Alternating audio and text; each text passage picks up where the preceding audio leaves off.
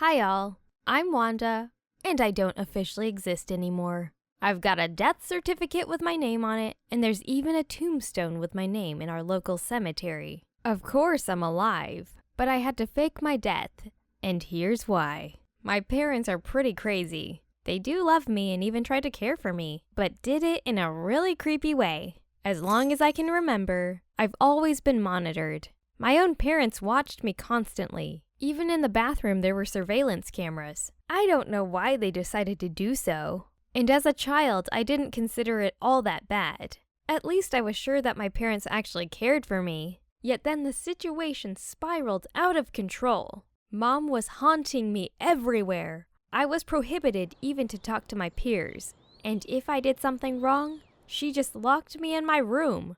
I was already 14, and Mom still accompanied me to school, picked me up after school, and even attended some of my classes if she thought I was in some sort of danger. Of course, I had no friends at all. No one would talk to a girl with such crazy parents. Well, some of the kids actually tried to communicate with me, yet Mom and Dad always shooed them away. Sometimes my parents even resorted to straight up insulting those boys and girls. I got the impression that Mom and Dad wanted me to lose any contacts with the outside world. They wished for me to sit at home buried in books, and I don't really understand why.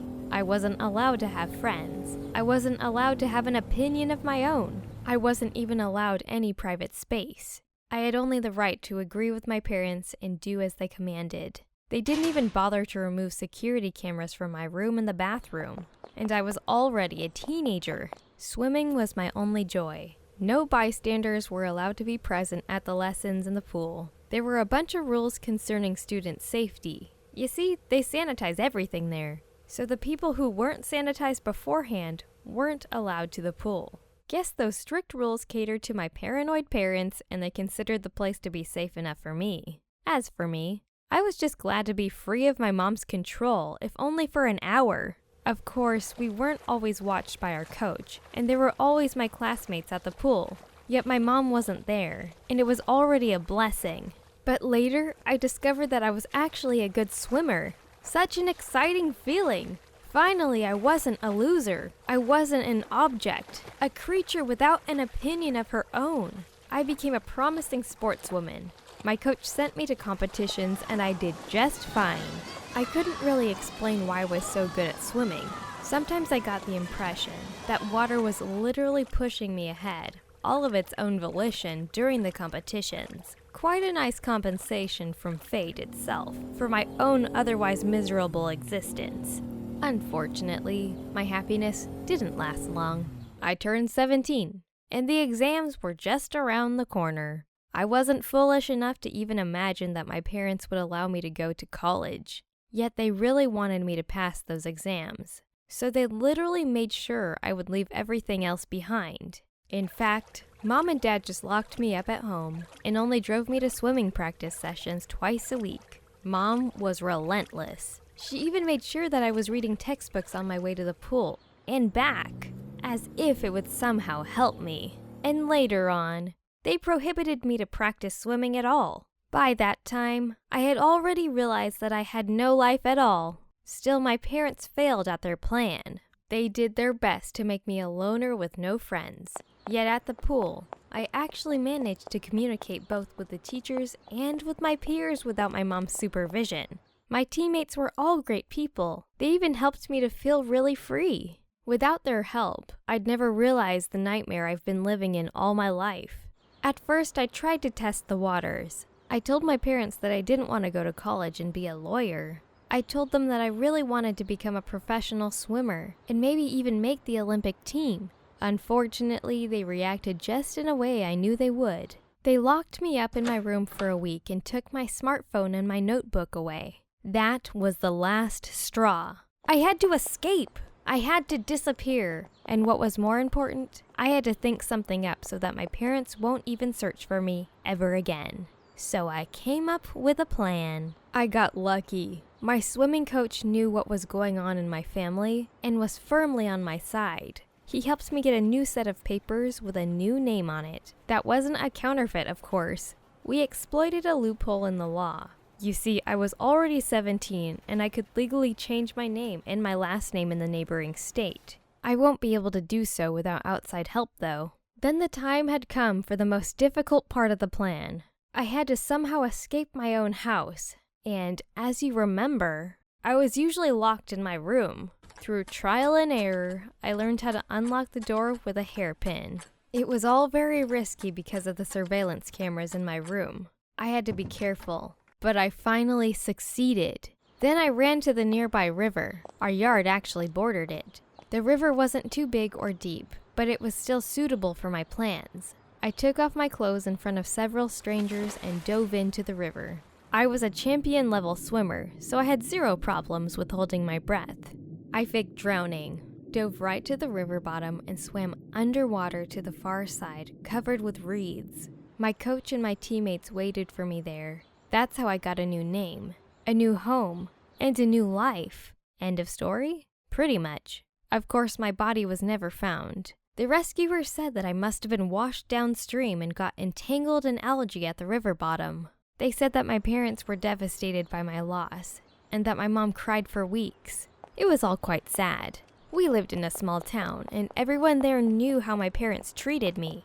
That's why my mom and dad had few sympathizers. Some even told my parents that it was the only way for me to finally become free of their madness. My parents didn't even try to fight those people. Mom and Dad spent some time stubbornly searching for me, but then seemingly gave up. Now I live in a neighboring town. My coach rented me a flat. I grew up a bit, dyed my hair blonde, and everything was fine. Recently, I met my mom on the street near my flat. I don't really know what she was doing so far from home. Funny thing is, she didn't even recognize me. I guess I've really become a different person. Even now, sometimes I do miss my parents. Yet I won't ever return to them. Never again.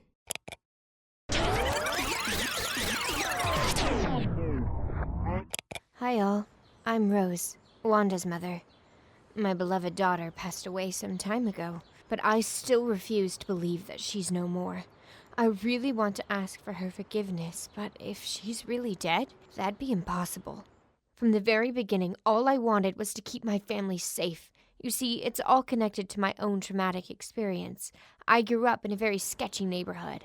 It was plagued by gangs that broke into our houses by night, robbed everyone, and even started shootings in the street. As I grew up, all those horrors were gradually forgotten, but when my daughter was born, the nightmares from my childhood came back at once.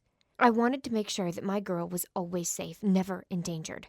That's why I bought all those surveillance cameras and installed them all over our house, although my husband always considered it strange. I guess we were really horrible parents. Wanda must have thought us like mad tyrants who wanted to enslave her. Yet all we did was only to protect her, to keep her safe, shield her from all the cruelties of the outside world. Only recently do I realize that we did everything wrong. And I really just want to ask Wanda for forgiveness so she can't be dead. She can't. When the police told us that Wanda drowned, I refused to believe it. They found some of her things, her phone and the key to her pool locker. Those were really dear to her. She would never part with them willingly. But still, I refused to give up hope because I never believed that my girl decided to end her own life. She was my girl, my champion. She swam too well to drown. She was too strong. Of course, I myself discouraged her from swimming practice, but I still cling to my stubborn belief. But then the rescuers told me about the treacherous algae at the river bottom, and I gave up. Well, not really. No mother could really believe her child to be dead until she witnessed that with her own eyes. I've never seen Wanda's body, so my hopes still remain alive. Maybe it was all just a horrible mistake. Maybe she survived somewhere downstream after all, and just doesn't want to come home. Who knows? So I lived on, tried not to think about my guilt and our mistakes in raising our beloved child, and still believed that it was all just a terrible dream. Each day I hoped to hear that doorbell ring and my girl's footsteps. And then we started to act. We asked volunteers for assistance, asked for help on our local forums dedicated to missing people. Unfortunately, though, all of them denied us aid.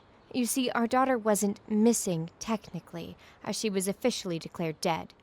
This means that we could not count on outside help because nobody would ever believe us. They even wanted to send me to a madhouse because of my supposedly crazy ideas. Even now, we're still continuing our search. We hired detectives, paid professional drivers, posted flyers. The police don't even pay any attention to us anymore, and we don't bother them with our search, which means that the officers have no reason for concern. And recently, I thought I saw Wanda. One of our detectives said that he had seen a girl similar to our description in a neighboring city. Of course, I went there to check it out. It turned out that the girl was not at all like Wanda. The detective was mistaken. But while going back, in the middle of the street, I suddenly saw my daughter.